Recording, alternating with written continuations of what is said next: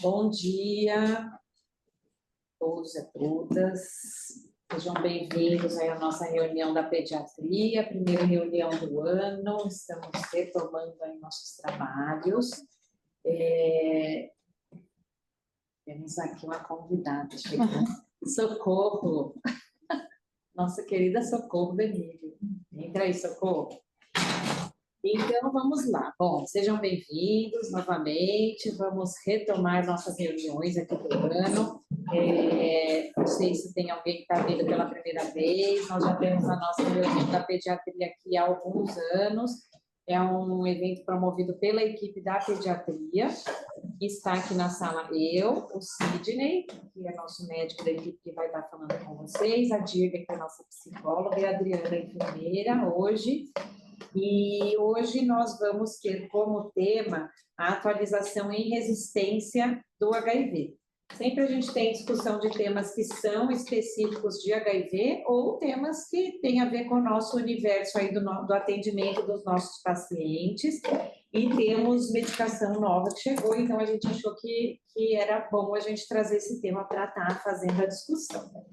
Então, quem vai fazer a primeira palestra vai ser a doutora Simone Tenori, depois vai ter o doutor Sidney. Vocês podem estar mandando as dúvidas de vocês pelo chat, ou depois das aulas a gente sempre abre para discussão aqui também, podem falar pelo microfone as dúvidas de vocês. Eu coloquei aqui no chat a lista de presença, que a gente vai passar novamente. Por favor, assinem. E, principalmente, quem precisar do certificado para justificar as horas depois, tá? Porque o pessoal daqui da logística do CRT faz o certificado baseado na lista de presença, não da inscrição, tá bom? Então, a nossa primeira aula vai ser com a doutora Simone Tenori, ela é médica infectologista, médica da disciplina de infectologia da Unifesp, é diretora do ambulatório de hepatites virais do CRT, consultora do Comitê Técnico Assessor para a Terapia Antirretroviral de Adultos e Adolescentes com infecção pelo HIV do DAT, do Ministério da Saúde, é médica de referência em genotipagem pelo Ministério da Saúde e é nossa chefa aqui também do Hospital Dia, onde está a pediatria aqui do CRT, nossa super parceira, e a gente agradece muito, Simone, por ter aceitado o nosso convite, estar aqui hoje. A Simone vai falar com a gente sobre testes de genotipagem e aplicação prática.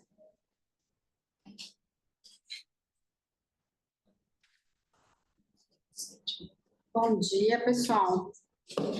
Eu queria agradecer o convite. É uma honra estar aqui com vocês e poder apresentar um tema que me é tão caro assim, em relação à resistência. Eu vou compartilhar minha aula.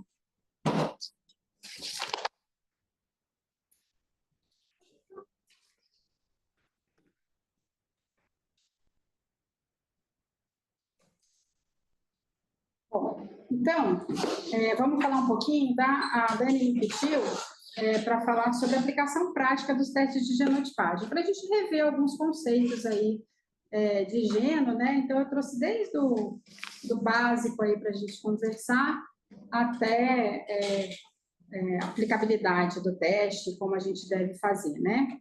Então, como todos sabem, o teste de genotipagem é uma ferramenta para a detecção de resistência aos antirretrovirais, né? Ele vai identificar linhagens virais que estão circulantes no organismo, que apresentam mutações no seu genoma, que podem estar associadas à resistência aos antirretrovirais. Então, a gente sabe que o HIV, quando se multiplica, ele não se multiplica de uma forma igual, né? Ele tem uma grande taxa de erro e uma pequena taxa de reparação de erro na hora que ele se multiplica.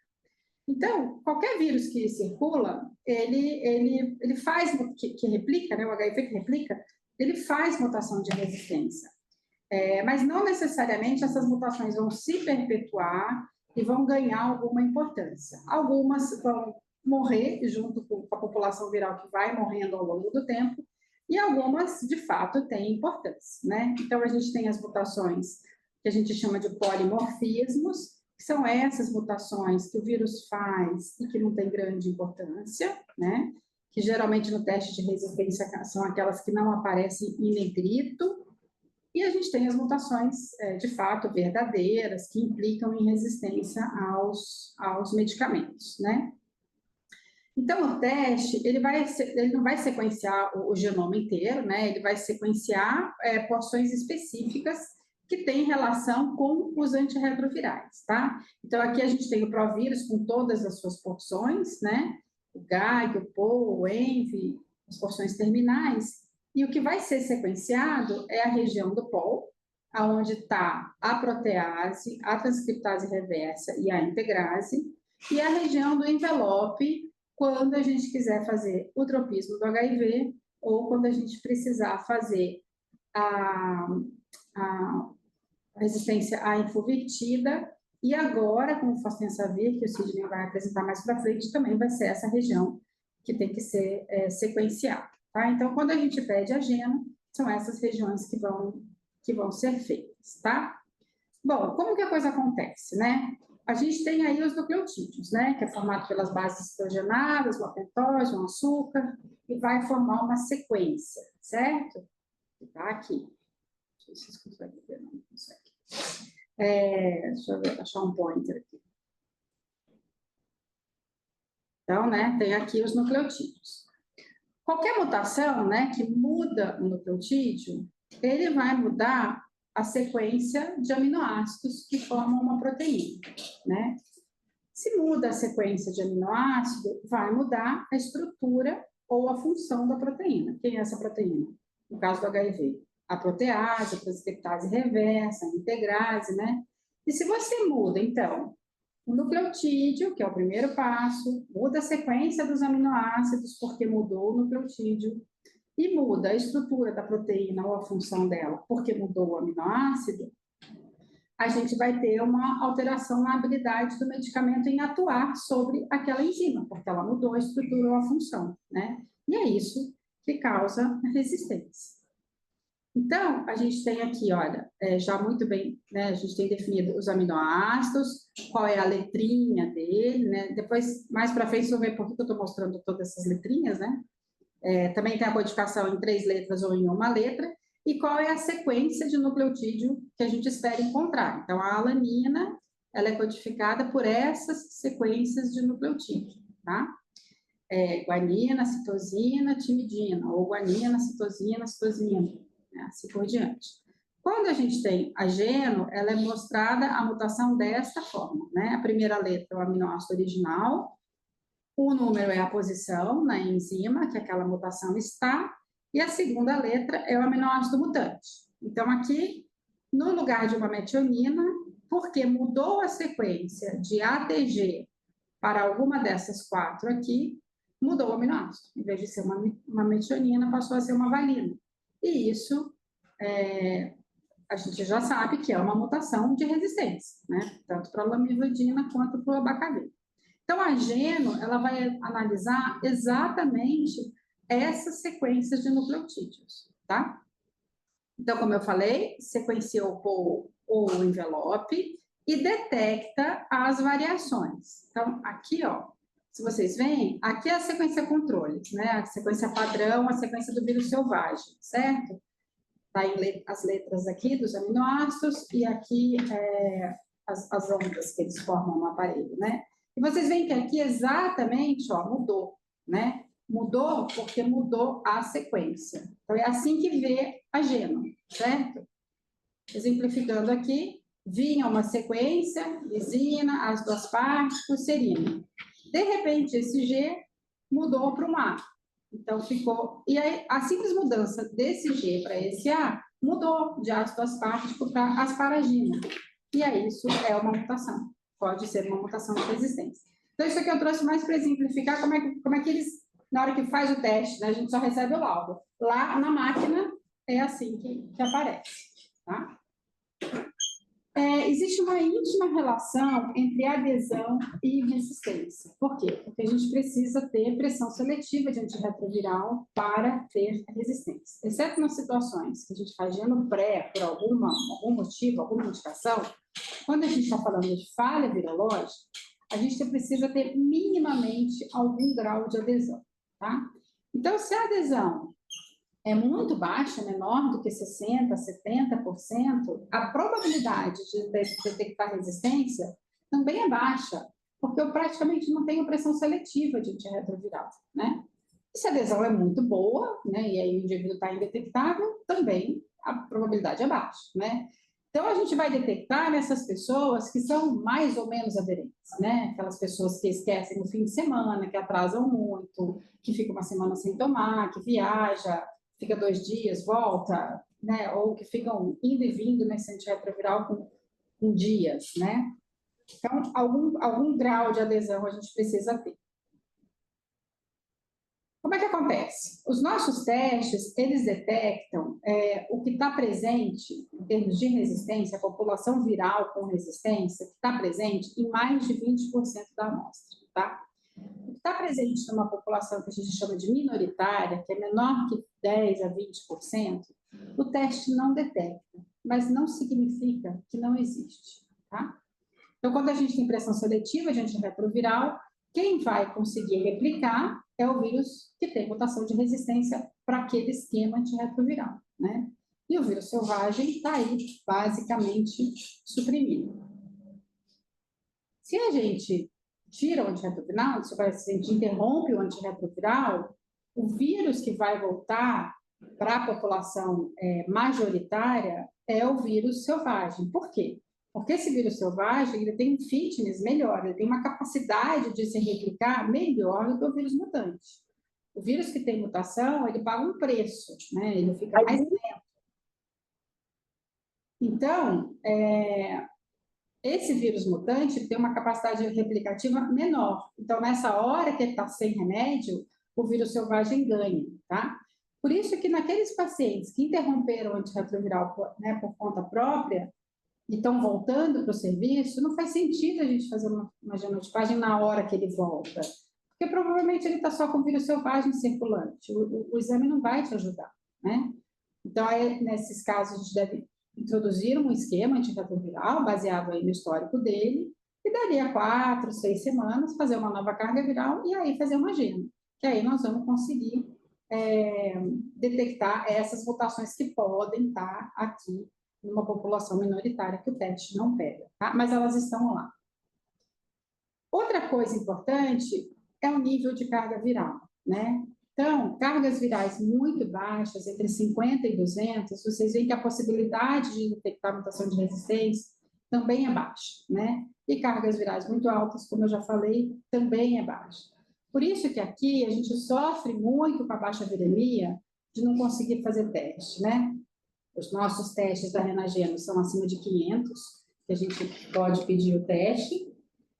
Mas se a gente olhar as recomendações internacionais, especialmente a do guideline americano, ele fala que acima de 200 já é falha virológica e você deve considerar fazer o teste de resistência, mas eles colocam como a melhor recomendação para o teste, uma recomendação A1, né, que é a melhor evidência, é acima de 1.000. E acima de 500, uma recomendação A3, que também é uma boa evidência, né? Que é onde você, de fato, começa a melhorar o desempenho do teste de resistência. Essas baixas viremias, especialmente abaixo de 200, talvez você não consiga detectar a mutação, porque o teste não consegue ser efetivo, né? Não consegue amplificar adequadamente para detectar a mutação. No contexto de pesquisa, às vezes isso consegue ser feito com outros tipos de testes, mas com os testes que a gente tem na rotina, existe aí um rendimento ruim nas viremias mais baixas e nas viremias muito altas, porque não tem pressão seletiva, como eu mostrei no slide anterior. Então, como é feito o teste? Né? Colhe-se o sangue do paciente, extrai o RNA viral.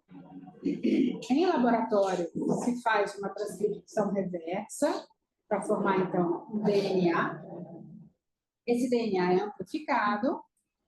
Essa sequência é colocada numa máquina para leitura, como eu mostrei para vocês, né? É analisado, então, esse sequenciamento, identificam-se quais foram as mutações realizadas, gera-se um laudo pelo laboratório executor, e aqui no Brasil a gente tem a figura do MRG, né? Então, isso vai para o sistema lá do Cisgeno, e os MRGs acessam e fazem o laudo.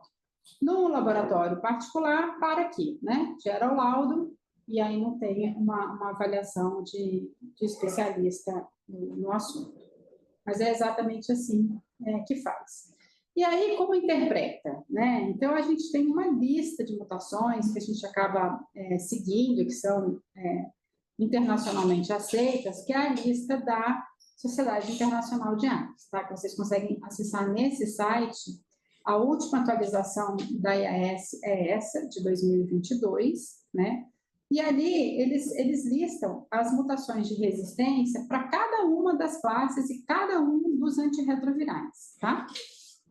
Essa lista é atualizada, antigamente era ano a ano, agora ela parece que vai ficar a cada 2 anos, mas essa lista, ela coloca, então, né, ela coloca em negrito o que é, de fato, mutação muito importante para aquele medicamento, que mutações que de fato, vão diminuir bastante a suscetibilidade àquele medicamento, e alguns, então tem para todos, tá? Transcriptase reversa, nucleosídeo, não nucleosídeo. Vocês veem que algumas mutações estão em negrito, que são importantes, algumas não estão em negrito, que são mutações que a gente chama de acessórias, mas que somando, elas vão ganhando em importância. Tem para protease, tem para integrase, já com cabotegravir, né? E tem para introvertida também, que eu não trouxe aqui, tá?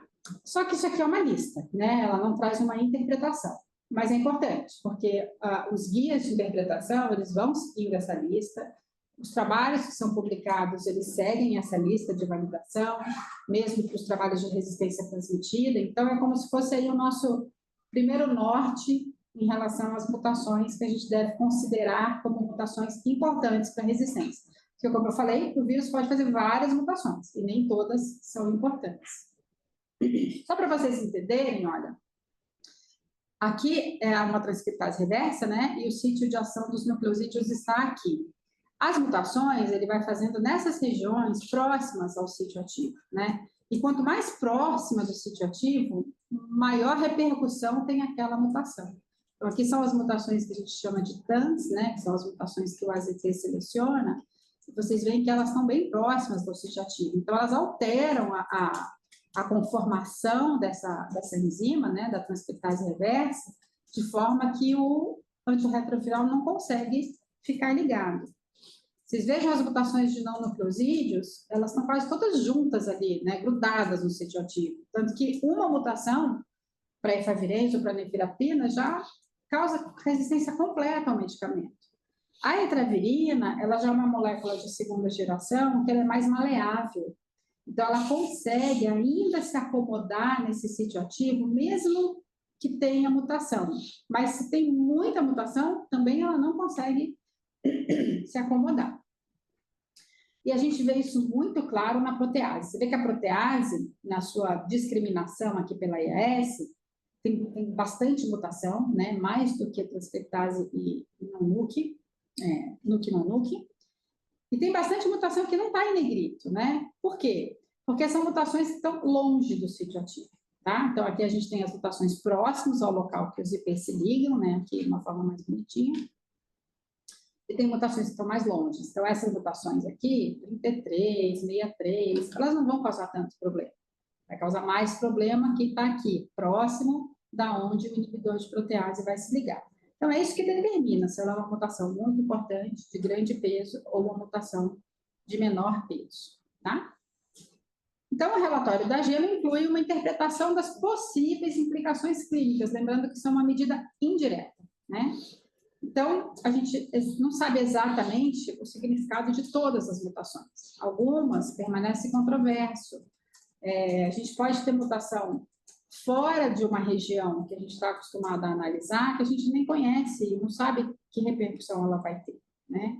Então, isso é um conhecimento muito dinâmico. Algumas mutações têm interações entre si, né? Como a mutação da lamivudina, 184, que melhora a atividade do AZT, quando tem as mutações do AZT, ou melhora a atividade do tenofovir. Então, essa mutação, ela faz uma mutação boa, porque ela ajuda o tenofovir e o AZT, né? Lembrar que os algoritmos de interpretação, eles diferem, né? Como eu vou mostrar mais para frente, os algoritmos, eles são formados por um grupo de experts que se reúnem, analisam a literatura e montam uma forma de interpretação. Então, eles diferem, porque o algoritmo francês, por exemplo, ele só incorpora como mutação o que vem de estudos clínicos, né? Estudos clínicos randomizados com os medicamentos. O Stanford, às vezes, se tem um estudo in vitro muito bom, mas não é um estudo clínico, mas é um estudo muito bom, que eles acham que, de fato, aquela mutação é importante, eles também incorporam na análise deles. Então, eles têm algumas diferenças. A gente vai ter que escolher um para chamar de nosso e seguir com ele, né? E também, como eu falei, tem populações minoritárias que podem não ser detectadas no teste, mas elas estão lá, né? Em algum momento, se o paciente replica na vigência de um antirretroviral daquela classe, elas podem emergir. Então, não é um teste que a gente é 100% confiável, ele é confiável, mas não que fazer o esquema baseado nele, você tem 100% de certeza que vai dar certo. A gente tem mil outros fatores aí, fora adesão, relacionados ao teste, que podem diminuir um pouquinho a sensibilidade dele. Tá? A gente também faz genotipagem para encontrar o tropismo do vírus, né? Então, para usar o Maraviroc, a gente precisa fazer o teste de tropismo para saber se o vírus usa este receptor para entrar na célula, que é o CCR5.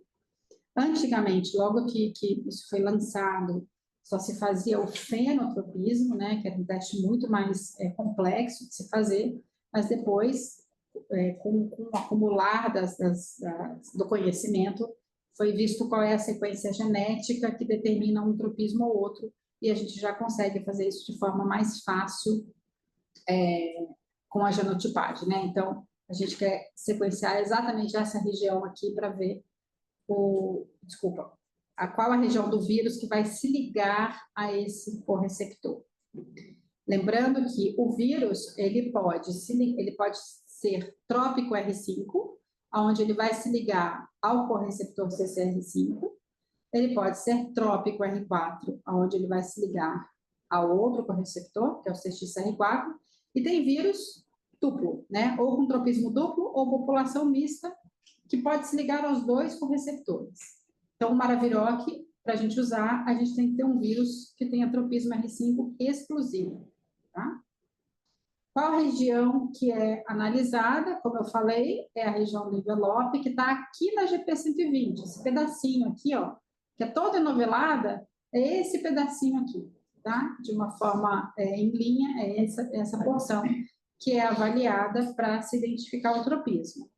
E aí já se conhece uma sequência, né, que é só um exemplo, que seria o CCR5, e aí mutações nessa sequência, em alguns pontos, vão dizer que o tropismo não é R5, que ele é X4.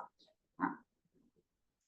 Bom, e como eu mostrei a lista da IAS, ela diz quais são as mutações, mas ela não interpreta nada. Então, a gente precisa dos algoritmos de interpretação. A gente tem basicamente, a gente tem 3 algoritmos grandes, né? O Stanford, o francês, e existe um algoritmo que é o Riga, que é um algoritmo belga, que a gente não sabe exatamente muito bem como ele é feito. Então, a gente acaba seguindo ou o Stanford ou o francês. No nosso laudo de genotipagem é o Stanford, tá? Qual a diferença entre eles? O Stanford, aquele grupo de experts que se reuniu para determinar o que era mutação importante, ele dá peso para as mutações e tem um score, né? Então, tal mutação tem tal peso, tal tem tal peso, e soma, e aí eles dizem qual é o score. Eu vou mostrar para vocês. E o francês, ele não dá peso, ele monta regras. Então, se tem essa mutação mais essa é intermediário, se tem essa e essa é resistente. Então, só exemplificando aqui o Stanford, né? O paciente tem essas mutações aqui, ó, 215, 67, 219, tá? E aí ele pontua. Então, a 215 sozinha tem 10 pontos, a 67 sozinha tem 15, a 205, a 219 tem 5, e se você associa as 3, mais 5. Então, ele tem um score total de 25 pontos para o Abacavi, e isso significa intermediário, tá? Essas mesmas mutações para o AZT, como são as mutações que o AZT seleciona, vocês veem que ela tem uma pontuação maior, né? A 215, um ponto muito alto, sozinha ela já causa resistência para o AZT. Mas eles têm lá a pontuação, vocês conseguem ver tudo isso no site do Stanford, e ele dá a pontuação. Então, o score de 70 já é resistente, tá? Então, aqui está o score, né? Tudo que é de 0 a 9, o Stanford vai soltar como suscetível. 10 a 14, como potencial baixo nível de resistência, então ainda sai como S. De 15 a 29, como baixo nível de resistência, vai sair aí como intermediário. Tudo que é acima de 30 já é resistente, e acima de 60, alto nível de resistência. Então, quando a gente olha um score, digamos que seja esse o perfil do paciente, ele vai mostrar que basicamente tudo resistente, né? Mas é assim que o Stanford faz essa análise. E o algoritmo francês, como eu falei, é o de regras, né? Então, veja, lá no Stanford ele fala que a 215 dá 40 pontos. Aqui o francês diz que se tiver só 215, vai ficar resistente. Nessa coluna é resistência, nessa coluna é possível resistência. E aí ele vem com as regras, tá? Ó, abacavir. Até 4, entre essas é resistente. Se tiver 3, é intermediário. Se tiver K65R sozinho, já é resistente. 151 já é resistente. Então, assim, o francês tem para todas as classes, tá? Então, você pode pegar a gênero do seu paciente, já vai estar lá a interpretação do Stanford, que é o que a nossa Renageno coloca, mas se você quiser olhar o francês, dá para olhar. E também dá para a gente fazer isso no site do Stanford. A gente vem aqui, ó, em HIV ALG, tá? Esta parte aqui da interpretação, ele faz a interpretação por 3 algoritmos. O francês, o belga e o do próprio Stanford. Então, quando você coloca lá, você pode ou digitar as suas mutações aqui em cima, ou abrir essas caselas, que vai aparecer a letrinha correspondente ao aminoácido. Você coloca tudo aí, pede para analisar, e sai a interpretação. Então, aqui sai a interpretação do Stanford, toda aquela pontuação, né, para você poder ver por que ele está dizendo que é resistente ou não. A interpretação do francês, ele coloca aqui a regra, então o abacavir, o francês diz que é resistente porque tem a 184V, tá? E aqui a interpretação do Riga, que também é por regra, tá? Mas é um algoritmo que a gente conhece menos. Então, assim sai. E como eu falei, às vezes eles não concordam, tá? Então, aqui para você ter um exemplo, o Stanford diz que é intermediário e o francês diz que é sensível. O Stanford, ele sempre pesa um pouquinho mais na mão, né? Ele superestima um pouquinho. Talvez isso seja melhor. Mas, às vezes, eles diferem. Por isso que a gente precisa aí escolher um e acaba seguindo com ele. O que diz o nosso protocolo, né? Quais são os critérios para realizar o teste de HIV? Então, pessoas vivendo com HIV em uso de TARV com falha virológica confirmada. 2 exames com carga viral detectável, sendo que o último tem que ser acima de 500 para a realização da geno, tá? O que é importante? Que o exame seja coletado na vigência de TARV, como eu expliquei, né? Se está sem TARV, essas mutações podem se arquivar e a gente não vai encontrá-lo. E a carga viral deve estar detectável no nosso protocolo acima de 500. Como expliquei, viremia baixa, a amplificação do genoma pode ficar difícil, né? E você também não vai detectar as mutações. Quando a gente solicita, vai fazer sempre transcriptase reversa e protease, tá? Se você quiser que sequencie a integrase, né, naqueles pacientes que você está em uso de dolutegravir, ou que já fizeram uso prévio de Haltegra, precisa marcar no quadradinho lá do pedido. Se você quiser que faça o tropismo, também precisa marcar, tá? De rotina, vai ser feito sempre integrase e protease. Lembrando que a gente tem as situações de geno pré-tratamento, que são importantes, né, que vocês conhecem bastante, gestante, crianças, pessoas que se infectarem em uso de PrEP, e se por acaso houver necessidade de uso de efavirenz, né, que era o que estava como tuberculose lá no nosso consenso, hoje a gente já não usa mais efavirenz nos casos de TB, a gente usa o dolutegravir já dobrando a dose, Mas se por acaso não vai dar para usar o dolo, uma intolerância, algum problema, precisa usar efavirenz, é de bom tom que se faça no pré-tratamento, porque a gente tem uma taxa de resistência transmitida a efavirenz aí que gira em torno de 12 a 15%. Você vai errar, então, em 15% das vezes, então precisa fazer a gema se for usar efavirenz, tá? Mas como a gente está aqui num contexto de falha virológica, então a gente precisa seguir esse critério aí de carga viral acima de 500 e estar em uso de TARV, tá? Lembrando que quando a gente detecta a mutação, é muito provável que tenha redução de sensibilidade, né? Entretanto, a gente sabe que os nucleosídeos, eles têm muita atividade residual. Então, às vezes, mesmo na presença de mutação, a gente acaba lançando mão dos usá-los porque eles têm atividade residual. Quando a gente não detecta a mutação, não significa necessariamente que ela não exista e que o medicamento é ativo, tá? Por quê? Como eu expliquei, na ausência de pressão seletiva ou em situações de carga viral muito baixa ou muito alta, na ausência de pressão seletiva, pode ser que a gente não detecte essas populações minoritárias. Então, é importante a gente considerar o histórico do esquema de retroviral, para a gente imaginar o que pode ter de mutação ali. Às vezes usou efavirenz e nevirapina há muito tempo atrás, colheu a gema sem usar, grande chance dela ter já uma mutação arquivada para não nucleosídeo, né? E considerar também se ele tem outras genotipagens, né? Então, na hora que a gente vai analisar, a gente olha para todas as genotipagens que o paciente tem e vai incluindo todas as mutações para montar lá o algoritmo de interpretação, tá? Considerar como atual uma geno de no máximo até 6 meses, tá? Porque senão o vírus vai mudar e vão aparecer novas mutações. E aqui no Brasil, estruturar o esquema de resgate a partir de orientação de MRG para facilitar, né? É aquilo que eu falei, né? A gente precisa somar as mutações, porque a geno ele pode subestimar a resistência após múltiplas falhas. Então, isso aqui é um estudo bem antigo, que ele faz uma análise de genos anteriores e genos recentes, né? Então, presença da mutação da lamivudina numa geno anterior, 58%, numa geno recente, talvez coletada sem a presença da lamivudina, essa mutação arquivou, mas ela estava lá, né? Tem uma diferença. Isso esse estudo demonstrou tanto para a NUC quanto para a IP. Então, a premissa é que a presença da mutação, ela prediz resistência, mas a sua ausência não prediz suscetibilidade. Isso é importante a gente olhar os históricos. Então, minhas mensagens finais é sempre considerar alguma adesão, ele tem que estar tomando antirretroviral, mesmo que muito errado, né, na vigência da coleta.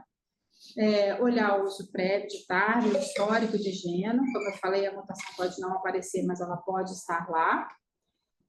A gente precisa seguir os critérios para ter benefício desse exame que a gente está pedindo, né? Então, não pedir em quem está em abandono. Lembrar, a gente não tem como pedir carga viral menor que 500, mas se for pedir em algum laboratório externo, pode ser que não encontre a mutação, mas ela esteja lá numa população muito minoritária, né? E lembrar que os algoritmos, eles podem ter algum grau de discordância, né? Então, vale aí uma análise crítica quando a gente olha os algoritmos. É isso que eu tinha que apresentar. Obrigada, e eu vou ficar disponível para perguntas.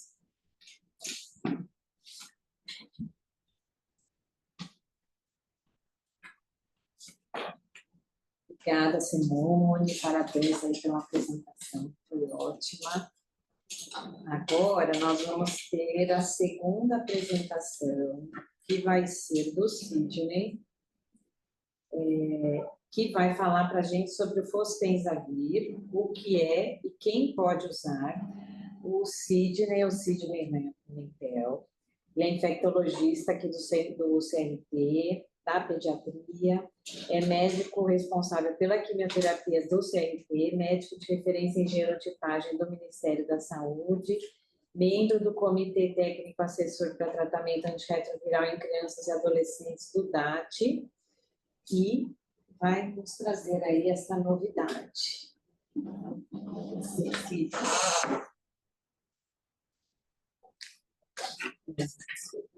Deixa eu ver.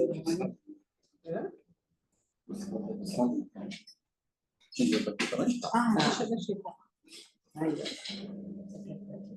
Olá, pessoal. Estamos fazendo a dança das cadeiras. Tudo bem, pessoal? Vamos lá para essa aula para a gente conhecer aí o Instagram. Deixa eu voltar aqui para, de novo, share screen.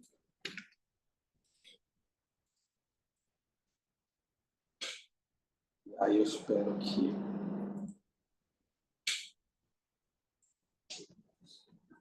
Opa, pronto.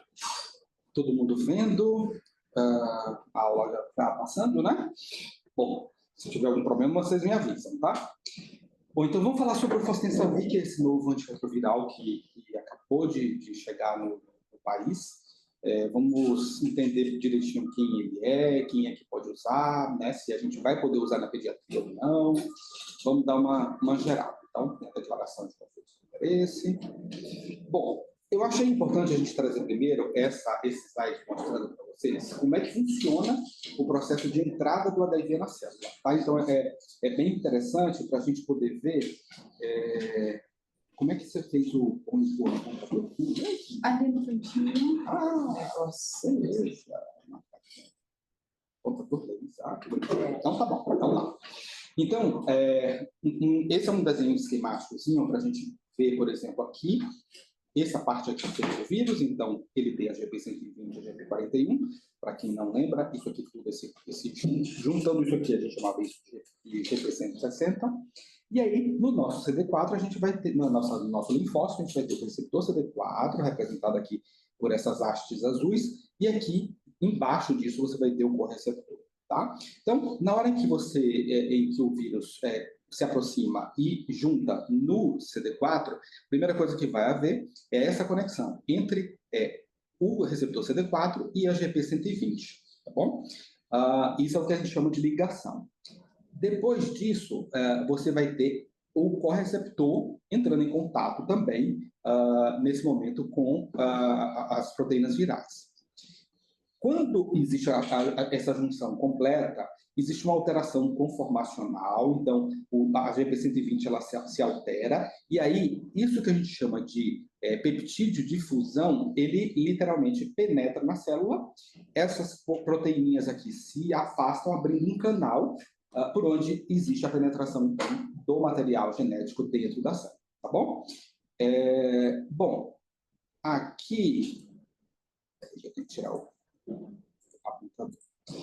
Então, o que a gente chama de ligação seria essa parte inicial, tá certo? Então, a gente vai ter aqui o que agir em cima, a gente chamaria de pré-ligação, ou seja, o remédio que agir no GP120, ele vai ser o remédio que bloqueia a pré-ligação. O que agir no CD4, a gente vai chamar de ligação. Depois disso, a gente vai ter o correceptor. E, por último, a gente vai ter a fusão. Então, lembra que a gente sempre falou quando a gente falava de inibidor de bloqueador de entrada, para nós era a mesma coisa de chamar inibidor de fusão, que era a famosa infuvirtida T20. Então, a gente vai ver que agora a gente tem medicamentos para agir em todas as fases desse processo, tá bom?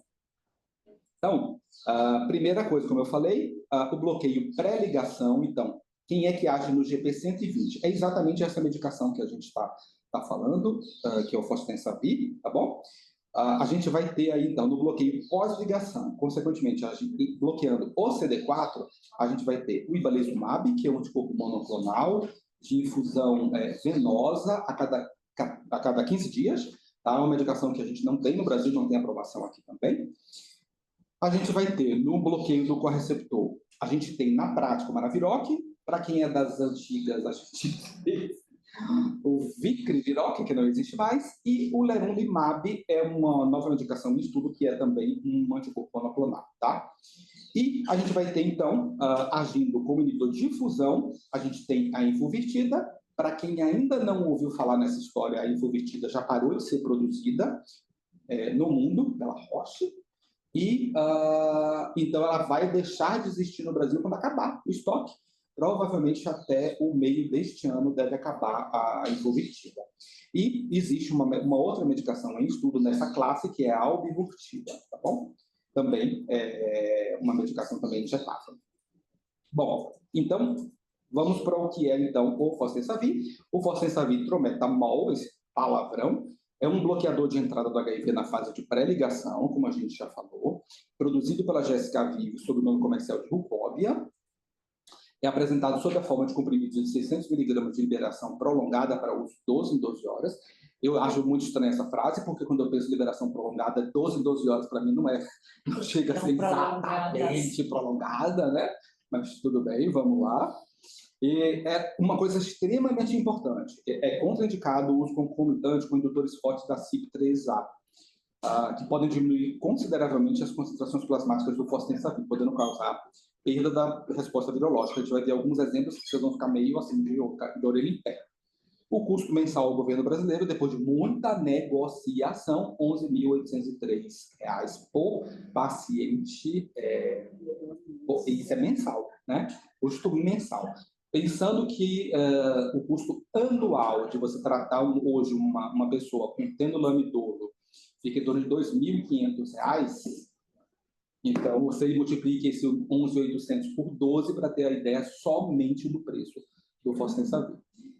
E o fostemsavir só vai ser usado com outros medicamentos caros, então, consequentemente, o custo de um paciente, né, que vai usar o fostemsavir é bastante elevado. Então, o fostemsavir prometamol, ele é um profármaco do Tensavir, que é o famoso, que é o princípio ativo de verdade, que tem uma baixa solubilidade em água e baixa absorção intestinal. Por isso, eles precisaram criar esse profármaco para conseguir penetrar bem, né? Após a absorção intestinal, então, o fostemsavir prometamol, ele é hidrolisado por fosfatases alcalinas, dando origem ao ativo metabólico. O uso é indicado apenas no tratamento de pessoas adultas vivendo com HIV multiresistente, tá bom? A gente não tem ainda liberação para uso em pediatria. Por que a gente está falando disso na reunião de pediatria? Porque os nossos pacientes multifalidos vão chegar lá, eventualmente. A minha única experiência, inclusive, com o uso de fostemsavir, que na verdade nem fui eu que usei, foi um paciente já quando ele deixou a pediatria, foi exatamente um paciente da pediatria que era multi-experimentado, né? Então, o Tensavir ele se liga diretamente ao vírus. Lembra que a gente está falando que ele é o bloqueador da GP120, né? Agindo antes da ligação e fusão com o correceptor. O fármaco, ao se ligar ao domínio externo da GP120, ele impede a mudança conformacional necessária para a interação do vírus com os receptores da superfície do linfócito CD4. Lembra que a gente mostrou no desenho aquela alteração em que ela se abre, né? Não apresenta resistência cruzada com outras classes de antirretrovirais, inclusive com outros tipos de inibidores de entrada, podendo ser administrado independente do tropismo, né? Ou seja, podendo ou não usar o Maraviroc, você pode usar o fostemsavir, pode usar junto com o T20, você pode combinar esses inibidores de entrada, não há nenhuma contraindicação. O estudo de aprovação, esse estudo de aprovação é dose, viu? Lembrando que a gente está falando aí de uma medicação que já foi testada, como acontece bem comumente com medicações novas, e especialmente medicações de classes novas, eles têm sido testados inicialmente em pacientes multiresistentes. Então, esse estudo é muito complexo porque ele teve uma coorte randomizada e uma coorte não randomizada. A coorte randomizada eram pacientes altamente experimentados em antirretrovirais que falharam o regime atual com carga viral confirmada acima de 400 cópias, e eles tinham uma ou duas classes de antirretrovirais restantes com pelo menos um agente totalmente ativo aprovado por classe, e eram incapazes de construir um regime viável somente com o que tinha nas genes, tá bom? Então, é um paciente que era altamente experimentado, mas ele ainda tinha algumas alternativas terapêuticas. Já a coorte não randomizada eram pacientes extremamente experimentados em antirretrovirais que falharam da mesma forma o esquema de antirretroviral atual, com carga viral comprovada e zero classes de antirretrovirais restantes e nenhum agente totalmente ativo aprovado restante. Ou seja, é a classe que a gente espera, é o grupo, né? É a coorte que a gente espera resultados mais complexos. Na coorte dos pacientes randomizados, eles fizeram, inclusive, 8 dias de medicação pura, e a gente vai ver, para você ver qual é o impacto que essa medicação sozinha tem, tá bom? Vamos passar só para a gente ver as coortes, de uma maneira geral, os pacientes Aqui o vermelho é o grupo dos randomizados, o não randomizado, lembrem, é os pacientes com menos opções terapêuticas. Então, a gente vai ver, na verdade, o que chama mais atenção o paciente com CD4 muito baixo. Isso é bastante importante porque a gente está falando de pacientes multiex-experimentados, consequentemente pacientes com infecção muito antiga, que passaram por diversos esquemas antirretrovirais, foram perdendo reserva imunológica, então são pacientes que entram no protocolo já com um CD4 muito baixo. Né? Do ponto de vista de idade, de gênero e de raça, não houve nenhuma mudança, nenhuma diferença entre os grupos. E com relação a cargas virais, também a gente vai ver que tem pacientes, um considerável número de pacientes com cargas virais acima de 100 mil cópias. Né? Um número que chama bem a atenção. CD4, né? O CD4 médio ali, ó, em torno de 100 para o grupo randomizado, em torno de 40 tem paciente com 0 CD4 no grupo não randomizado.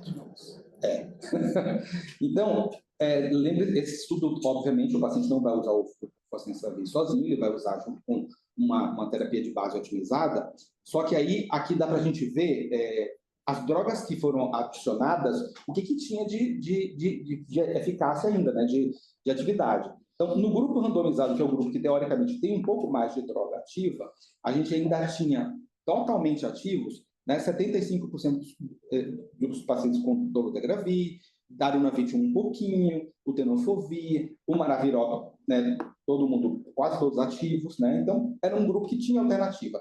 Se a gente olha o grupo do não randomizado, a única droga plenamente ativa é o ibalizumab, porque é uma droga que não existia e não tem resistência cruzada com nenhuma outra. Então, era um grupo realmente bastante difícil. Naqueles 8 dias da medicação sozinha, a carga viral baixou 0,17 log no placebo. No grupo que tomou o fosfensavi, 0,79. Então, foi estatisticamente significante, mostrando que, de fato, a droga tem uma ação, sim. Agora, quando a gente vê a chance de obter carga viral menor do que 40 cópias, né, até a semana 240, esse foi um estudo que saiu em 2023, foi a última atualização, né, Simone? Porque a gente teve vários. Se você joga na internet, a maior parte dos estudos que você vai encontrar tem 96 semanas, esse vai até 240. A gente vê que na corte randomizada, então aquela corte que teoricamente era um pouquinho melhor, você vai ter resultados melhores de obtenção de carga viral indetectável. Na coorte não randomizada, a gente vai ter resultados bem piores, mas assim, você está tendo resposta de um paciente que não tem nada para tomar. Basicamente, né? O fosfensavi foi o que conseguiu detectar aí uma parte desses pacientes. Se você vê, isso chama muita atenção no estudo com fosfensavi, a questão da recuperação imune, né? Então, pacientes com CD4 iniciais muito baixos que tiveram elevações bem significativas de CD4. Mesmo na coorte não randomizada, veja que a média de 240 de ganho de CD4 foi impressionante. Tá? Bom, no estudo, então, em termos de efeitos adversos, no estudo Bright, 81% dos pacientes relataram eventos leves a moderados, 7% apenas pararam fosfensavi devido a um evento adverso. Os efeitos mais comuns foram náusea, cefaleia e diarreia, que lembra um pouquinho o perfil de efeito adverso do inibidor de protease, né? E aí eu volto a lembrar, lembre-se que a gente está falando de pacientes muito antigos, muito doentes, né? Assim, eventualmente com um impacto da doença grande. Eu falo isso porque a gente tem um paciente agora tomando fosfensavi que está no hospital dia com a gente, e eu fico olhando esses dados e pensando nesse paciente. É um paciente que tem 49 quilos, bem magrinho, que tem uma diarreia crônica, então vai usar uma medicação que eventualmente causa diarreia, né? Menos de 4% relataram dor abdominal, febre, dispepsia, fadiga, astenia, alteração de sono, vômitos, mialgia, torturas, prurido, neuropatia periférica e síndrome inflamatória de reconstituição imune, que seria até, de certa maneira, esperado, dado aquele aumento importantíssimo do CD4 que a gente observa nos pacientes que estão usando, né? Em termos de alterações laboratoriais, aumento da creatinina, CPK, bilirrubina, TGO e TGP, a gente tem que ficar de olho. Uma sorte é que uma parte dos pacientes, por exemplo, o aumento de creatinina preocupa, mas uma parte desses pacientes nem vai estar mais usando tenofovir, talvez. alguns vão estar como efeito residual, né? Menos frequentemente vai ter aumento de lipase, LDL, colesterol e triglicérides, urato e glicose. Eu olho e digo, parece um inibidor de protease dos rins, em termos de efeito adverso. Redução de neutrófilos e hemoglobina é uma coisa importante, especialmente se a gente estiver lembrando desse perfil do paciente, né? Paciente muito antigo, muito experimentado, já mais doente, né? Interações medicamentosas, aí o bicho começa a pegar. Então, rifampicina, grazoprevir e eubasvi são contraindicados o uso concomitante. As estatinas devem ter dose reduzida, associação com TAF também com dose reduzida. Etravirina sem inibidor de protease está contraindicada, senão ele vai reduzir a dose do fosfetensavir. Lembrando, esse paciente vai usando o fosfetensavir, vai estar usando em geral um inibidor de protease, mesmo que já tenha resistência, ele vai precisar estar usando. E aí, etravirina é uma droga que muitas vezes vai estar associada, né? Temos que lembrar dessas interações. No HIV Drug Interactions, tem algumas coisas que chamam muita atenção. Por exemplo, azitromicina, lembrando que é um paciente, que, como eu falei, que tem um CD4 muito baixo, que eventualmente até precisaria da azitro como profilaxia primária ou secundária. Fluconazol é uma droga que precisa ter cuidado também. Levofloxacino, a gente quase não usa levofloxacino para tratar infecções respiratórias dos pacientes. Pitavastatina, né? Então as estatinas, como eu citei, e rosuvastatina também tem que ter cuidado. Bom, e o que diz a nota técnica que o governo lançou em dezembro, né? Então a nota técnica número 34 de 2024, ela estabelece os critérios para a utilização do fosfetensavir no tratamento de adultos vivendo com infecção pelo HIV multiresistente a antirretrovirais. Então, em 18 de abril de 2024, a portaria do Ministério da Saúde, número 20, tornou pública a decisão de incorporar o fosfetensavir, já nesse jeito, né, para uso a partir de 18 anos de idade. Não existem resultados de estudos avaliando segurança e eficácia do fosfetensavir em menores de 18 anos ainda. A gente vai citar um trabalho no final. E as indicações, então, seriam, né, para as pessoas... vamos começar pelo mais simples, que é o de baixo. Pessoas vivendo com HIV com carga viral suprimida em uso de infuvirtida. Lembre que eu comentei que a infuvirtida vai acabar quando acabar, né? Quando acabar o estoque, ela acabou, porque ela não é mais produzida. Então, as pessoas que estão em uso de infuvirtida e estão com a carga viral controlada nos últimos 6 meses, essas pessoas vão fazer a troca automática, né? Pelo automático entre aspas, né? Pelo fosfetensavir. Vocês vão ver que não tem nada automático aqui. A prescrição, a solicitação do fosfetensavir também tem um monte de processos. Na outra indicação, então, seria a principal, as pessoas vivendo com HIV com falha virológica confirmada, com exame de genotipagem indicando padrões de multiresistência. Então, seriam 2 possibilidades. Para aquele paciente que tem a presença de 3 ou mais mutações que conferem resistência ao darunavir, associada à presença de 1 ou mais mutações que, isoladas ou associadas, conferem resistência ao dolutegravir. Ou seja, aquele paciente que já não tem nem mais daruna nem dolutegravir. Tá bom? E ou possibilidades também naquele paciente que tem 2 mutações que conferem resistência ao darunavir, associada à presença de 1 ou mais mutações que, isoladas ou associadas, conferem resistência ao dolutegravir e presença de mutações que configurem nível intermediário ou elevado de resistência à etravirina e ausência de tropismo por CCR5. A situação em que não está indicada, então, o maraviroc. Ou seja, realmente são pacientes muito resistentes. Pacientes que têm daruna e dolo sensível não vão usar o fosfetensavir nesse momento, a não ser que precise substituir a infuvirtida. E mesmo assim, os casos serão analisados, né? Então, lembrando então, que o fosfetensavir não está recomendado para pessoas com HIV, cujo teste de genotipagem demonstre a atividade plena do daruna ou dolutegra, devido à alta barreira genética desses 2 antirretrovirais, né? Para os casos de falha virológica, em que não há comprometimento da atividade nem do daruna nem do dolo, o esquema de resgate deveria ser individualizado e estruturado com a inclusão de um ou ambos os medicamentos, independente da presença de mutações para os outros antirretrovirais, que é o que a gente faz na prática. Todos os casos em que for solicitado o fosfetensavir serão avaliados de forma individual e centralizada pelo DAT, levando-se em consideração informações clínicas, histórico terapêutico e resultado da genotipagem. Então, isso é uma coisa que é diferente do fosfetensavir em relação a todos os outros antirretrovirais que a gente tem hoje. a avaliação da Câmara Técnica não é local, tá certo? Então, não é aqui em São Paulo que a gente vai decidir pelos casos de São Paulo. Todas as solicitações de Força Savi serão avaliadas e liberadas diretamente por uma Câmara Técnica em Brasília, tá? Todos os casos de pessoas vivendo com HIV em uso de Força Savi serão monitorados e sua manutenção não está recomendada para casos em que houver ausência de resposta virológica em até 6 meses do uso do Força Savi. Isso é uma outra coisa que é nova em relação a tudo que a gente já experimentou, já viveu com antirretroviral, né? Se o paciente receber o Força Savi e ele não tiver uma resposta mínima em até 6 meses, a medicação será descontinuada pelo Ministério, tá bom? Então, a ausência de resposta virológica, ela é caracterizada como aumento ou manutenção dos níveis de carga viral em relação ao último exame antes do início do Força Savi, ou uma queda de carga viral inferior a meio log no período de pelo menos 6 meses após o uso do Força Savi, tá bom? Por quê?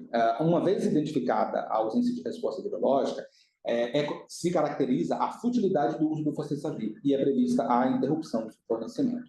Nesse caso, ela será recomendada, obviamente, a reestruturação do esquema de resgate, de acordo com os resultados de fenotipagem, histórico do uso de antirretrovirais e informações clínicas, considerando as orientações dos MRGs e câmaras técnicas.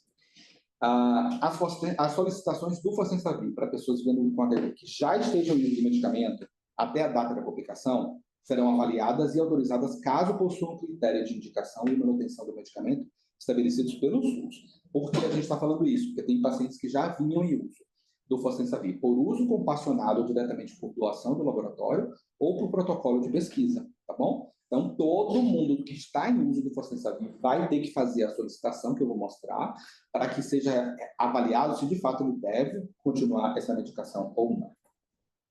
Bom, orientação sobre os fluxos para a dispensação, tá? Então, como é que é feita essa dispensação? A solicitação deve ser feita, então, para uma Câmara Técnica específica criada em Brasília, como eu citei, e não pelas câmaras técnicas locais.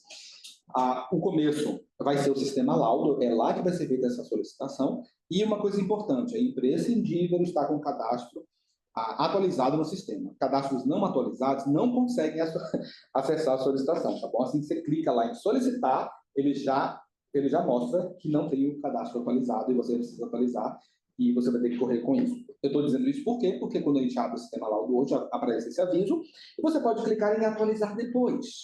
E você pode ficar clicando naquilo até sabe Deus quando, mas se você quiser solicitar o Força Savi, você vai ter que primeiro atualizar para depois fazer. Tá bom? Então, a telinha que a gente conhece já do sistema laudo, aqui no bloco em que está informações detalhadas do histórico e esquema antiterapêutico, vai ter uma abinha, deixa eu botar o pointer aqui de novo, vai ter a abinha aqui, solicitação do Força Savi, tá bom? E aí, depois que você clica aqui, a primeira coisa que aparece uma mensagem se perguntando se o paciente já está em uso ou é novo uso, tá bom? Então, porque ali vai diferenciar algumas coisas para eles. Se você clica em novo uso, vai aparecer essa parte inicial. Primeiro aparece uma parte com os dados do paciente que ele carrega já do sistema laudo, né? Obviamente eu tive que tirar, porque para mostrar isso a vocês eu tive que entrar no perfil de um paciente, né? Então, primeira coisa aparecem os dados do paciente, depois essa sequência de informações que tem que ser preenchida bem detalhado, é bem detalhado como vocês podem ver. Depois disso, na mesma página, vai ter o esquema antirretroviral proposto, CD4 atual, carga viral atual, a carga viral que motivou a solicitação da terapia com Força Savi, e por último vai aparecer essa parte aqui, que é exatamente arquivos, deixa eu botar o pointer de novo, arquivos e carregar. Então, o que é isso? Vamos saber na próxima tela, tá bom? Porque tem alguns documentos que você vai precisar, além de preencher toda essa parte, tem os documentos que você vai ter que anexar, e depois você vai gravar, e quando você clica nisso, isso daí já vai para essa Câmara Técnica em Brasília, tá bom? Isso é bem diferente, a gente nunca fez nada desse tipo no Ministério. Então, isso aqui é o que a gente vai ver agora. Quando você entra no sistema laudo, já aparece aquela parte dos informativos, e aqui nos informativos já aparecem os anexos que você vai precisar enviar naquela seção lá, depois que você preenche todo o histórico do seu paciente. tá bom? Quais são esses anexos? Então, o anexo A é o formulário de solicitação de medicamento de uso restrito, a nova versão, tá bom? Que tem, que está lá no site, mas já aparece, inclusive, ali na entrada, se você quiser já ir carregando e imprimindo para preencher. O anexo B é um termo de consentimento livre e esclarecido, no qual deixa claro para o paciente aquilo que a gente já comentou. Se ele, por acaso, não tiver resposta adequada ao antirretroviral, ele será suspenso. Então, isso é extremamente importante que o paciente inicie o uso já sabendo que, se por acaso o remédio não funcionar, a medicação será suspensa. Uma das questões importantes com relação a isso, que o paciente tem que entender, é que não existem estudos mostrando que existe benefício da manutenção do fostemsavir, uma vez que o paciente está em uso e não apresenta a resposta adequada.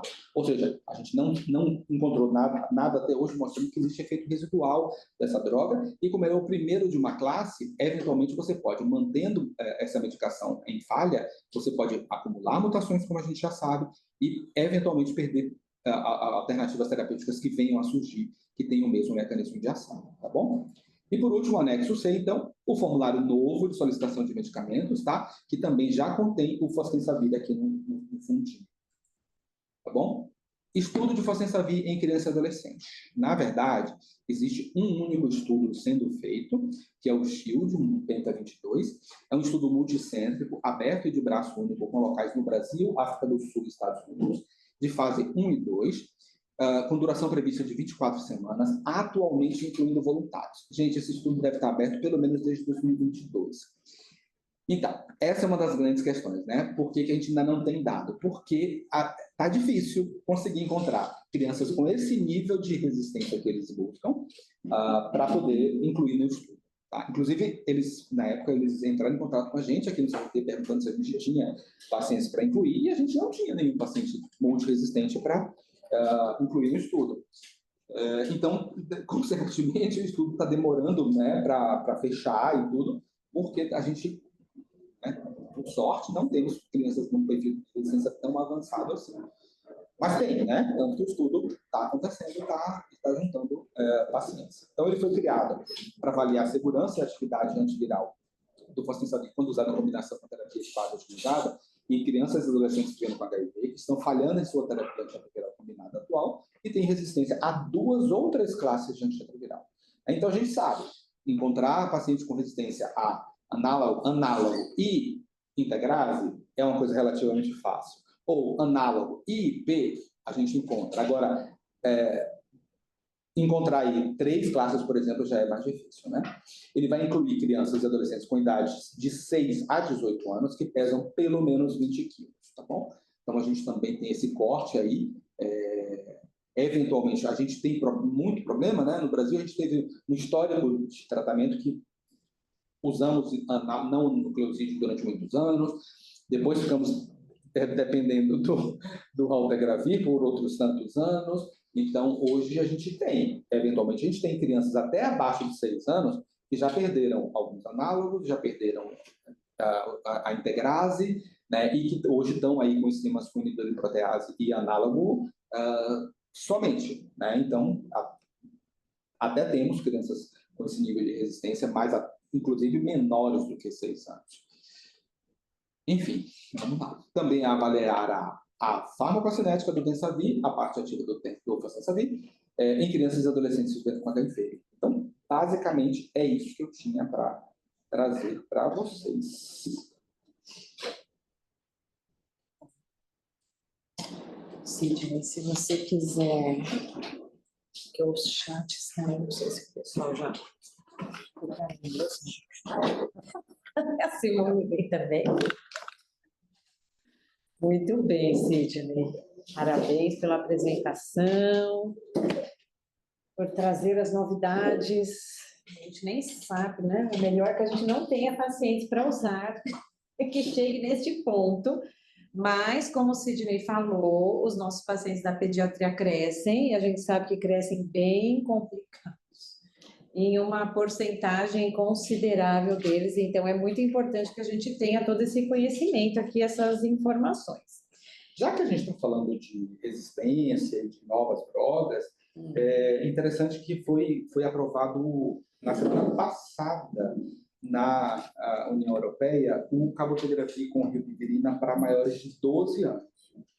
12 anos e 35 quilos, que é a mesma regra que a gente usava, né, para algumas drogas. O esquema também está aprovado já nos Estados Unidos, né, para a mesma faixa etária. Então, no Brasil, as duas drogas foram aprovadas já, o cabotegravir e a rilpivirina estão aprovadas pela Anvisa, mas não tem nem preço ainda, né? Elas ainda dependem da CMED para definir preço para eventualmente avaliar a incorporação. A gente não sabe se teremos em algum momento cabotegravir com rilpivirina no Brasil. As duas aprovações foram feitas para adulto, mas é interessante a gente saber que já tem aprovação fora. Isso facilita o processo para a gente conseguir também, eventualmente, ampliar a faixa etária para cá, né? E não temos nenhuma informação, então, quem que seriam os elegíveis? Não, absolutamente nada. Tá. Ou seja, olha o chat que sua mão está mais perto daí.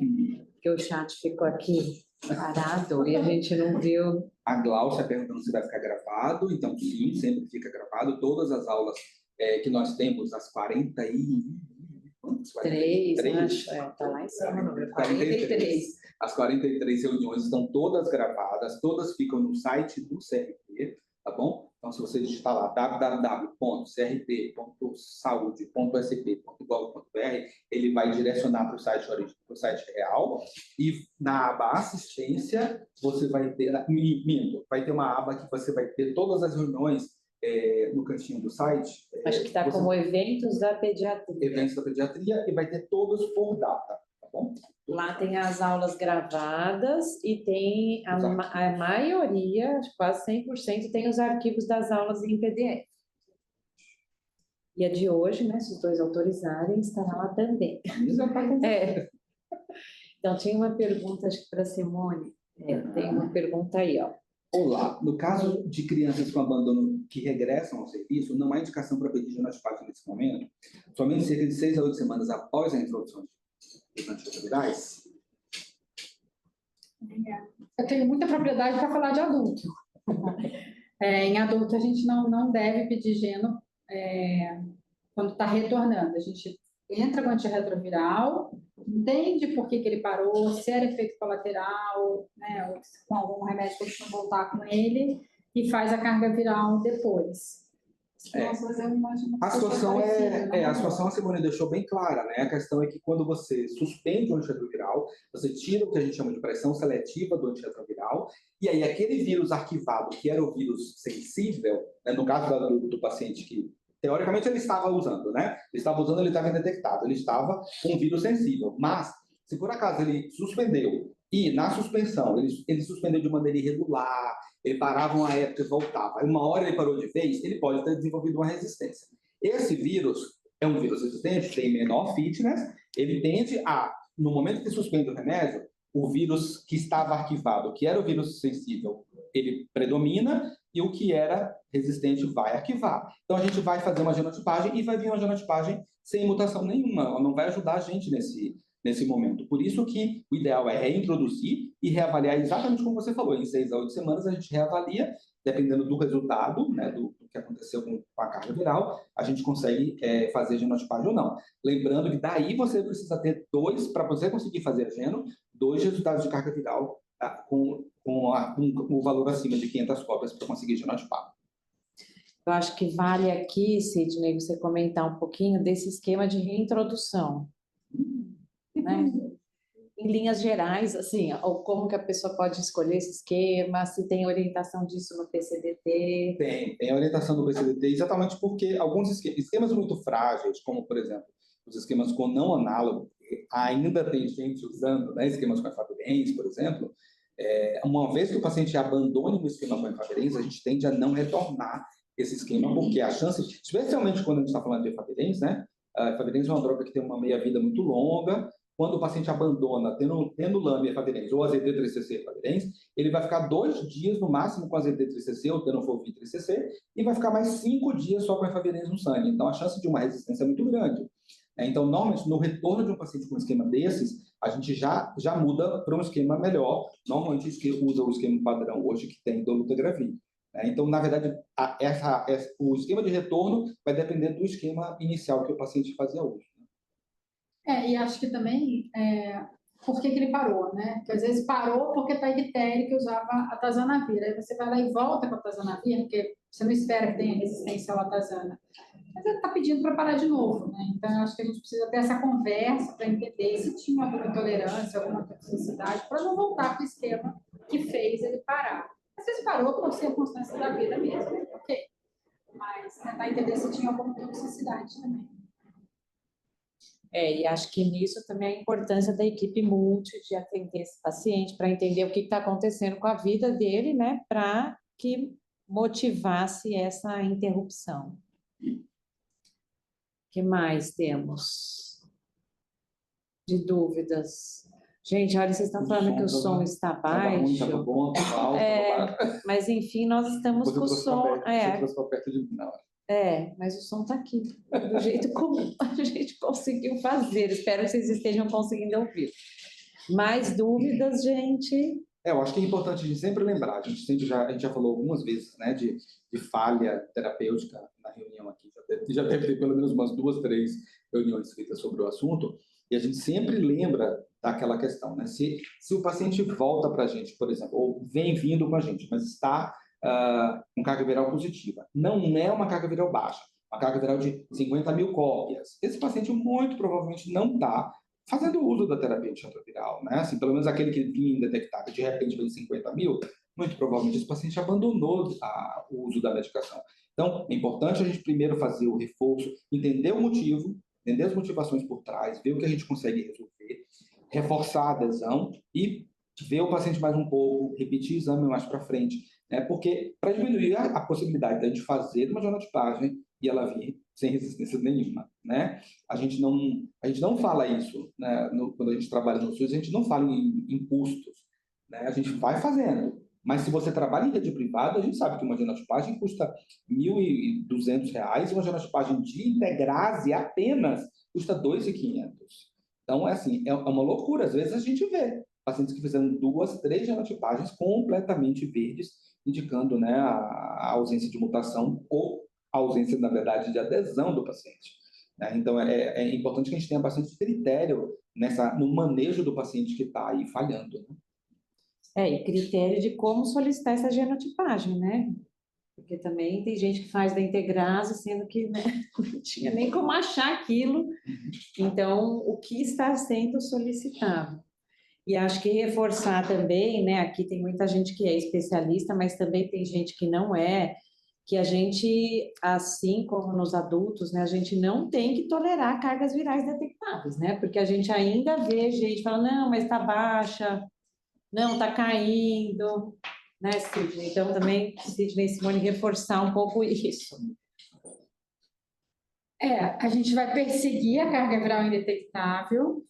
Em adulto, a gente está vendo muita baixa viremia, mas é baixa mesmo, é menor que 100. Então, lembrar que falha virológica é acima de 200. Até lá, a gente tem uma nota técnica que fala sobre o manejo de baixa viremia, que a gente deve, de fato, fazer um acompanhamento um pouquinho mais precoce, né, dependendo do nível da viremia. Troca intempestiva de antirretroviral não faz efeito, né? O ideal é que a gente tenha mesmo a genotipagem. E é como a Sidney falou, assim, hoje a gente não tem escassez de geno, né? Como era quando a rede foi implementada, que a gente tinha que escolher quem ia fazer geno. Hoje a gente não tem, a gente consegue fazer geno com uma certa facilidade, mas a gente precisa saber usar o recurso público, né? Então, não fazer em quem está sem antirretroviral. Se o indivíduo está com carga viral muito alta, a gente pode até fazer, mas sabendo que pode ser que ela venha sem mutação nenhuma, e aí vale uma conversa boa com o paciente. Às vezes, só de mostrar o exame, ele vai lá e fala, na verdade, eu não estava usando direito. Então, pesquisar bastante, né, para fazer o exame. A gente sempre fala, né, no manejo do paciente com má adesão, que existe o efeito solicitar geno. Quando você solicita geno, você explica o que está acontecendo. Solicita geno, ele começa a tomar remédio direito. Para fazer o exame. Aí a carga vem baixa e o exame não pode ser feito. Às vezes baixa tanto que não pode ser feito, ou baixa e mostra, e vem sensível, porque realmente ele não estava tomando, né? Então, a gente sempre fala que tem essa questão, e isso acontece sempre. Desde que o mundo é mundo que a gente trata, acontece hoje do mesmo jeito. Gente. Isso é muito... Não Ou muda. quando você fala que vai colher e você fala que vai colher no dia, ele, não, mas não dá para colher daqui uns dias? Não dá para eu vir daqui uns dias, porque ele já quer ter aquele tempinho, né? Para voltar a tomar certinho. Exatamente. Essa é uma questão. A gente tem que lembrar sempre isso, né? Uma coisa que a Simone falou é importante. Até mesmo no manejo da baixa viremia, potencializar o esquema, né, ou intensificar o esquema com mais droga, não resolve em todos os casos. Né? Uma parcela pequena de pacientes consegue eventualmente detectar uma baixa viremia, e outra parte vai continuar absolutamente igual, só que com mais remédio. Né? Eu sempre falo isso com relação a manejo de falha. Né? Às vezes as pessoas pedem para a gente mais remédio. Eu nunca vou esquecer de um caso do passado, que era um caso que vinha, isso não faz muito tempo, deve ter uns 10 anos, vinha em uso de stavudina com lamivudina. Só. Porque não tolerava nada. Já tinha passado por todas as classes antirretrovirais, análogos, não análogos, inibidores de protease, inibidor de integrase, não deve ter 10 anos, porque já tinha passado por rotografia.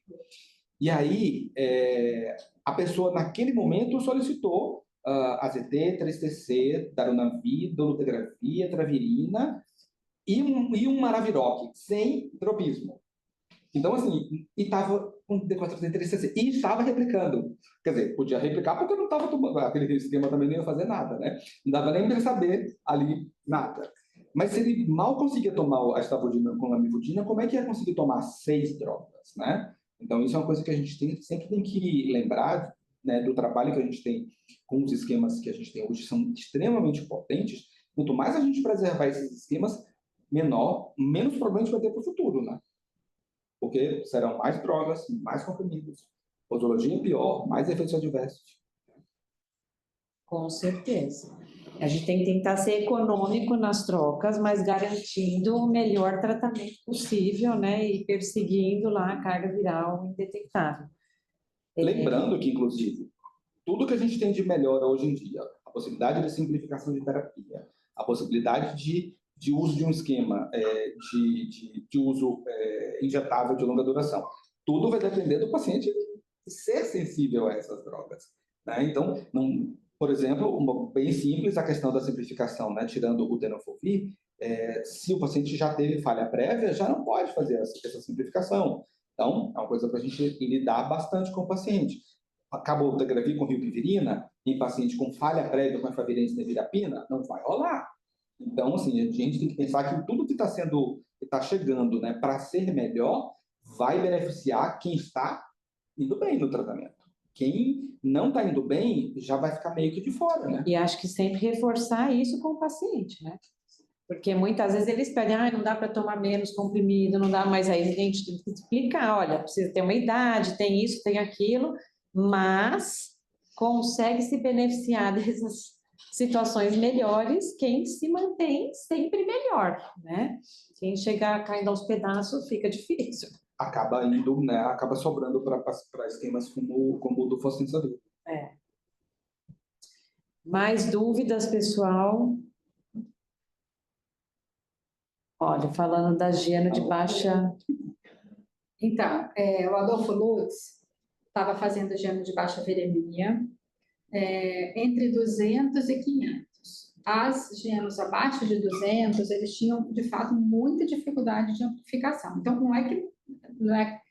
não é confiável, não pelo laboratório, certo? Não é confiável porque o fato de não ter mutação ali não quer dizer que ela não exista, é porque é um exame tecnicamente muito difícil de amplificar, né? De fazer aquela transcrição. Que vejam, quando a gente colhe o exame, grande parte desse material pode se perder só na fase pré-analítica, ou seja, ficou muito tempo na sua bancada até ir para o Adolfo Lutz, vai perder. Foi para o Adolfo Lutz, mas aí demorou, ficou quente no caminho, pegou trânsito, chegou lá muito tempo depois. Grande parte desse DNA já se degradou, né? esse RNA já se degradou. Então, até chegar na análise, se ele não está intacto, já na baixa viremia, você já perdeu grande parte daquelas amostras, tá? Fora, se a viremia é muito baixa, pior ainda na hora que você degrada. O ideal seria coletar e levar bonitinho na mesma hora para o laboratório. A gente sabe que isso é muito difícil, né, na rotina dos serviços. Então, o confiável aí, é bem entre aspas, não é confiável nesse sentido, né, de que se não vem nenhuma mutação, não quer dizer que exatamente não tenha nenhuma mutação.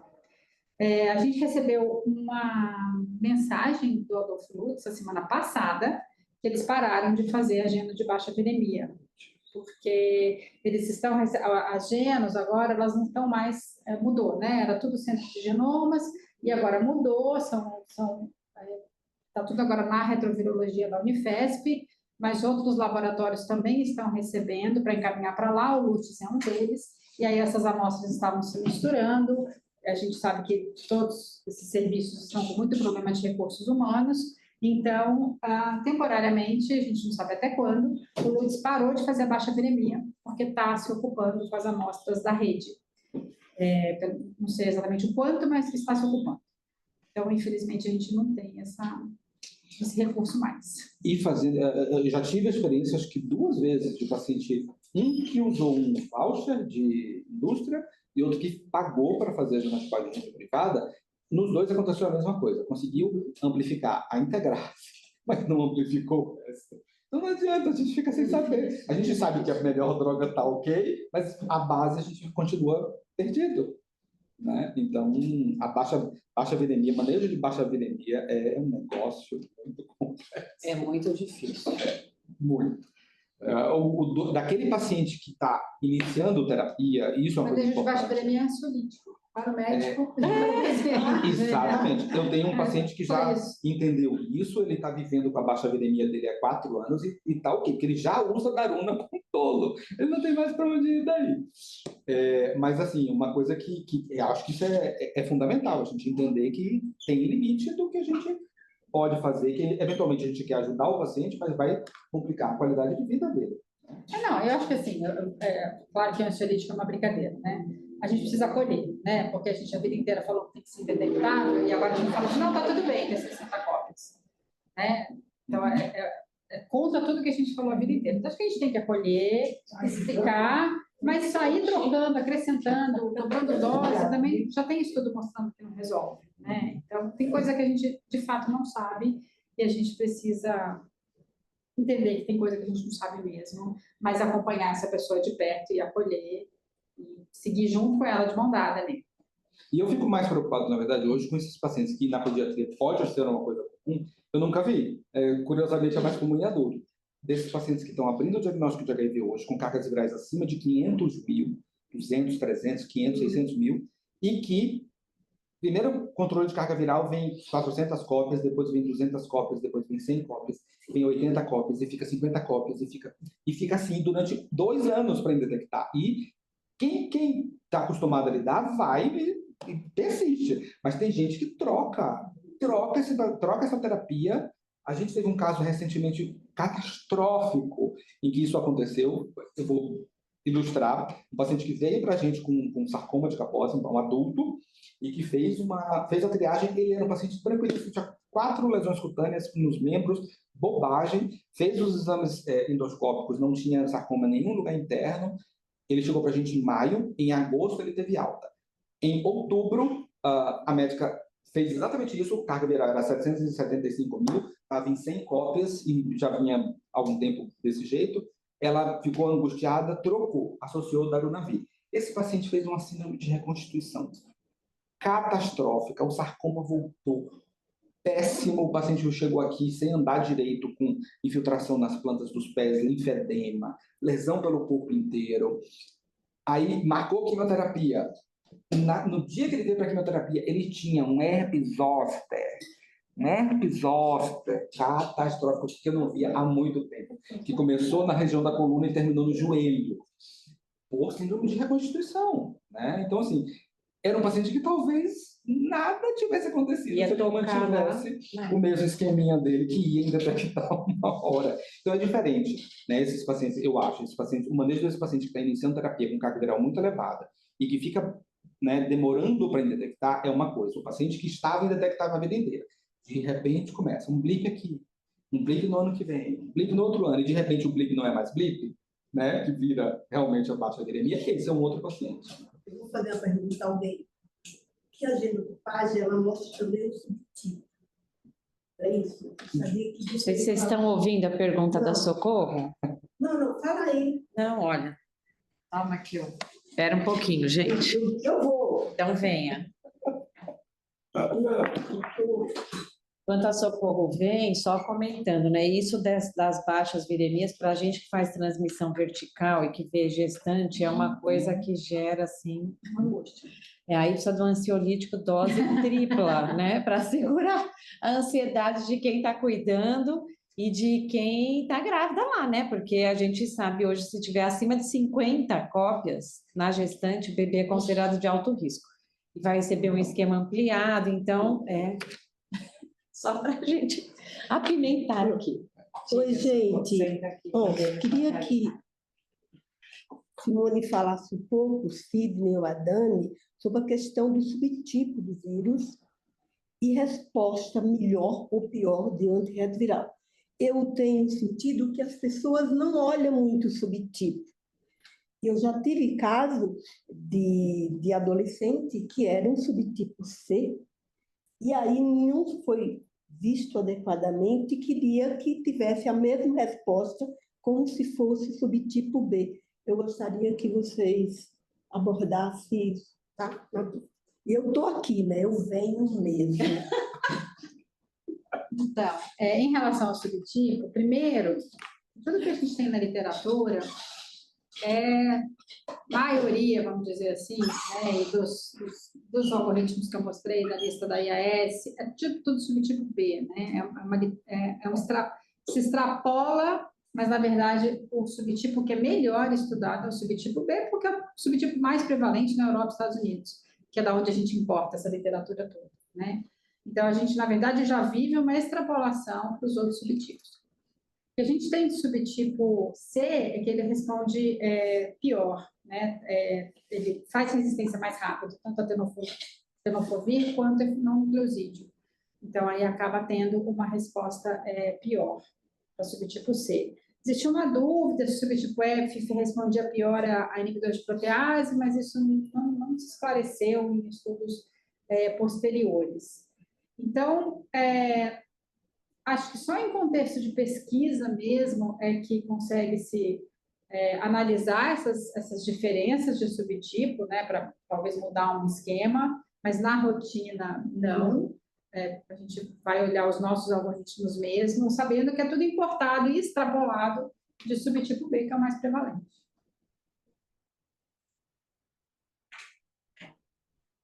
Olha, Socorro, a Flávia Porto está dizendo que é um prazer te ver. Socorro, linda, nós também achamos. Socorro é nossa convidada especial presencial na reunião online. Isso mesmo, Socorro, venha. Eu acho que é isso. Mais dúvidas, gente? Comentários? Tá bom, até a próxima. Nada de diferente aí para comentar? Deixa eu pegar a data aqui certinho. Façam suas considerações finais, então, vocês dois.